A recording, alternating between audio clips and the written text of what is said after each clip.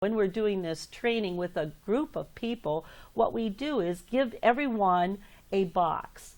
And the boxes are different sizes and different shapes. Some are even fancier than others. And the challenge of this activity is that with this box, they put something in the box. And then they write 3 clues to what's in the box, but they don't explicitly make the clues to know exactly what's in the box. So you want to write clues that tell someone what could be in the box without actually telling them. Because what we do then with this activity is we now pass that box that people worked with in a small group to another group, and they read the clues and then have to come up with it.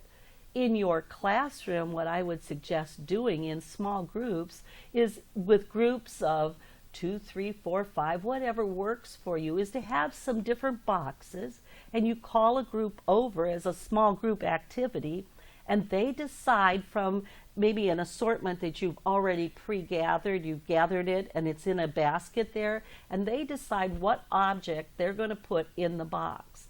And then as a group writing activity, that now is an authentic writing activity, you write those 3 clues. You have those children help you think about what would be in the box. For instance, if I put a red brick in the box, a red block in the box, I would ask children, what could we say about it without telling them that it is a red block? And we might come up with clues such as, it's red. Okay. Number 2, it's this big. Okay.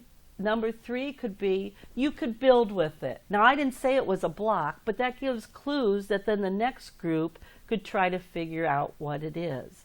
And maybe you have something from the kitchen area. So maybe another object someone puts in a box, and they have to really squeeze it in there because it was a really small box. Maybe it's a dish towel from your dramatic play area, or an apron, and it could be, a clue could be, it's something you wear, and it's something you wear in your house, and maybe you could say the color of that.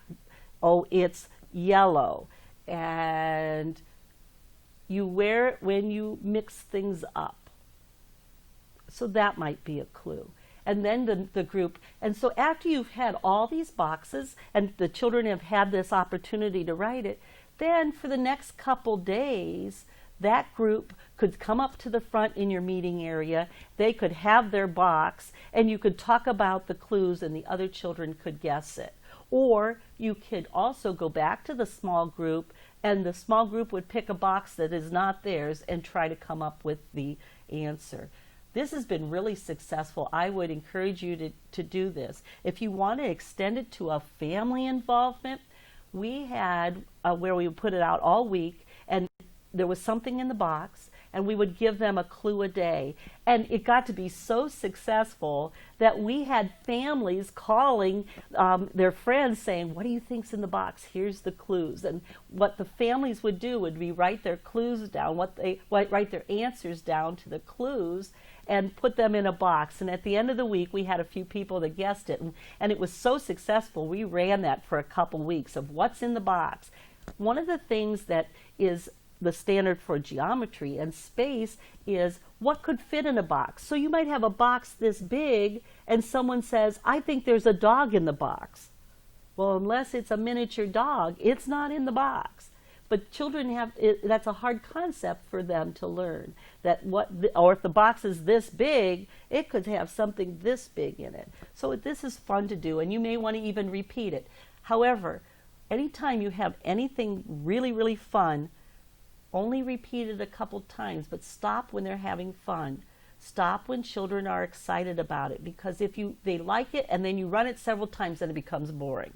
You can always go back to it several months later, but stop when children are having fun, because they're going to remember that it was fun, not like, oh, we're doing this again. Don't do that.